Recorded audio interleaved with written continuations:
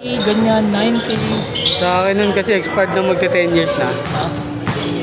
Tapos tangan ka ng presyo sa akin, parang ano, lowase ata. Sabi ko, 10K na, at 10 years na expired. 9 years. 9 years daw. Pag 10 years pala ulit. Ano ka uli? Tapos nagastos ko parang ano lang. 2K lang yata, 3K. Pag-renew? Oh, nag-exam na ako. Ay, saka na, gabi patong na. Kaya naman ko lang ano, magkaano-ano pa sa laki ng patong nila. Tsaka ang ginawa ko, nag-ano ako, Online yan. hindi ako nagpunta sa mga main. Okay. Kasi mas Mabilis daw sa ganun eh. Mas mabilis pag hindi sa main. Oo. Sa ano ako sa may Big R, sa junction, sa Robinson. Ang inang bilis, medical, tuloy-tuloy. Tapos walang pila talaga. Talaga? Siguro inabot lang ako 3 oras. Ano na yun, mabilis na yun. Inabot lang ako 3 oras. Kaya na, tapos na ako. Nag-exam ka ba? Exam ko. 1 to, yung student, 1 to 120 exam eh. Pag sa non-pro, 60 na lang eh. Pero alam ko 48 tatapasan. At madali lang. Parang ano lang, anong tawag sa gantong markings, gano'n lang. Oh, yeah. Sabi, madali lang eh. Yung mga bumabagsak din doon? Yung mga patanga-tangay. Dapat kasi nag-ano ako yun eh. Nasa YouTube naman yun eh. Pwede ka na mag-review, tsaka ano naman eh. Ginawa ko ano eh. Kaya nga may driving school na doon kayo re-review. Tsaka madali lang tandaan. Kung gusto mong tandaan, matatanda mo. Pero kung wala ka sa vision na ikinig ka, di mo talaga matatanda. Dami din bumabagsak. Ginawa ko noon. Kasi nga tagal na ako walang ano. Ang ina, mas umulit pa nga ako sa pagdadrive kaysa sa exam. Talaga. Kasi sa pagdadrive, nababa ko yung paa ko ulit. Bawal. Pagliko. Paano naman kasi yung likuan nila? Ito lang, tapos ayan. Basta parang ang kitid. Parang inagliko. Ano na? Ay, check. Magpumirma ka dyan. Bayad ka. Okay na yan.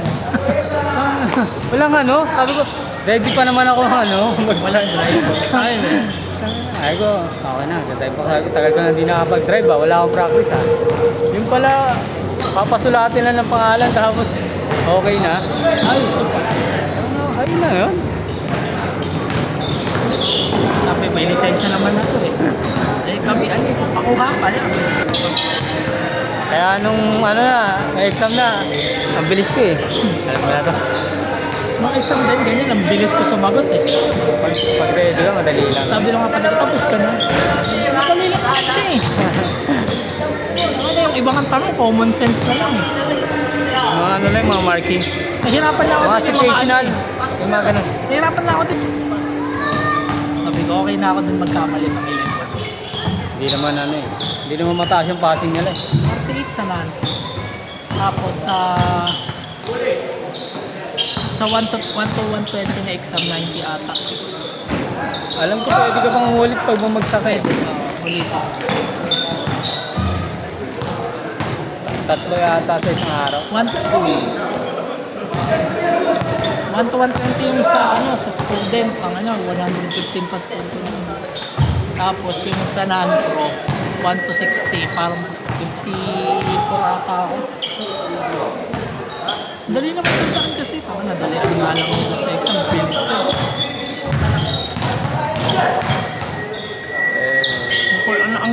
Mahirap pa nga yung exam eh, pagkapiling ka, English, Tagalog. Pinang una, Tagalog kinuha. Ang Mga malalalim. Ito, ano daw? Sabi ko, kuya, pwede ba yung English na lang? Sabi nga kasi Tagalog eh. Pinalitan yung test paper. Naman English. Ay, hindi online? Nag-ano ako, actual ako. Hindi doon sa may naka-online. Yung sa amin, online na eh. Pwedeng online, pwede ka mamili. Pwedeng parang... Ako, makakaaral yung mga test. Tinatawag din yung pangalan. Ito na. Tapos yung mga hindi pala tinawag, bagsak. Ulit.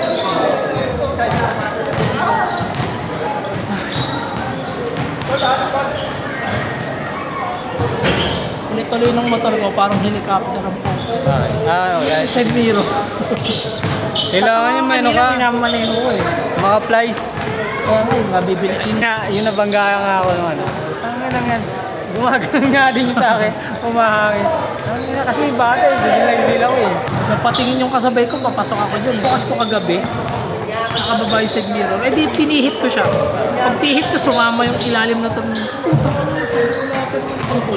Tulad na yung kapitbahay namin. Eh kanina, talanghali akong gising, mamadali ako. Ito ba may tools to? Uy!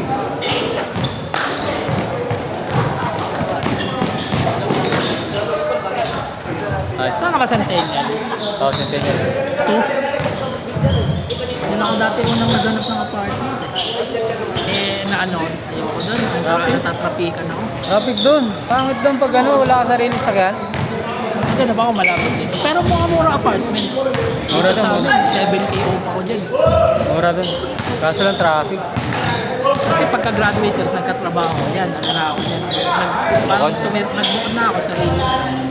Ayaw ko ng bed space eh, kinuha ko apartment. Pangit naman ng bed space. 7K off ako nun. Ngayon, Ha? nakabukod ka pa rin ngayon. Centennial, ano nga? Nasa 4-5. Kasing laki nung inupa ko. Yung kasi may kwarto eh. May isang kwarto. Traffic doon. Ayun nga sabi ko, ganun din eh. Hahanap akong mura, tapos mamamasaya ako tricycle. Traffic, cool. Pati cool. Traffic. Traffic. Ang puta, nakamotor ka nung traffic ka pa. Ang ang traffic din, yung Kenneth. Oo, Tsaka yung Centennial to. Traffic. yung kanto ng Kenneth, puta talaga grabe din. Tsaka yung doon sa Centennial to. Sabi ko, tangin na kanto pa lang to ng Kenneth eh, kung taga-Kenneth ka talaga, papasok ako dito. Tipid ka.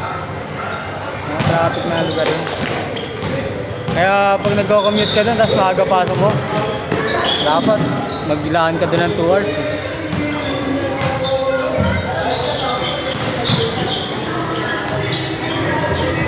Kasi kung walang traffic, tas i-tricycle mo hanggang palengke, simula dyan sa labas, ang kaya siguro ng 10 to 15 minutes yun eh. Kaya. Kaso pag na-traffic ka, ay na, ang oras ka siguro abutin eh. Oo, nasa ganun yun. Pila pa eh. Minsan ang pila doon, sobrang haba. Dito magsisimula traffic yun sa amin eh. Sa may ano, sa may high school, sa Pinagbo.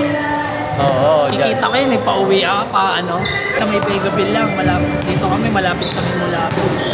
So yung ginagawang kondo, sa tabi kami nun eh. Ay, yung ano, hindi ba yung hospital? Ha? Ba pa yung sa hospital? Wala hospital, yung ano, ginagawang kondo. Yung, di ba nakikita mo yung malapit sa Mulapo, yung I Love Pinagbuhatan? Di ba sa tapat na may, doon kami, papasok doon. Yung kulay blue na gate na maliit. Doon.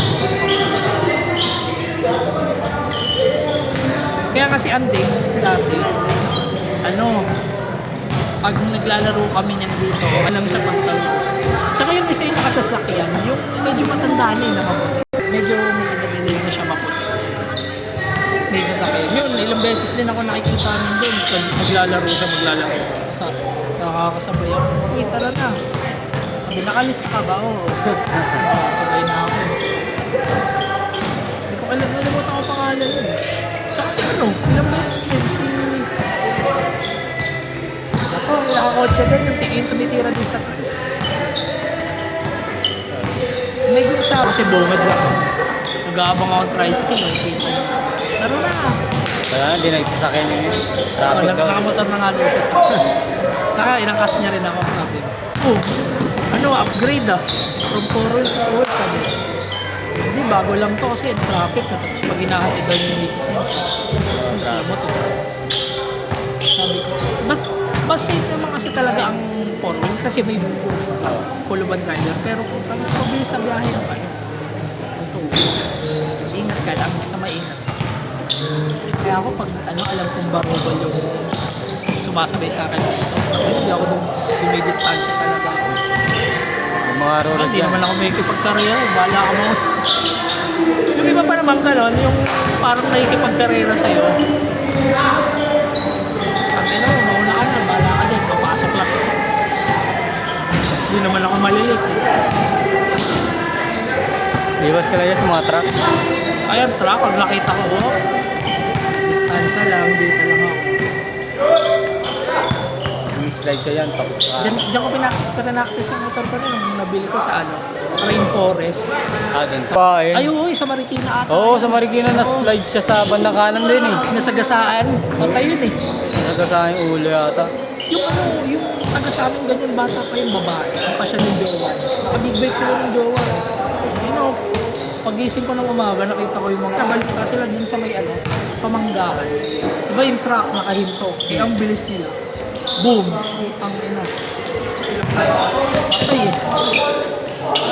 Feeling ko medyo malala tama sa katawan kasi di na binuksan yung katawan. Nakabuo. Yung pumunta ako, sabi namin, siguro malala tama nito kasi di na binuksan. Game ba?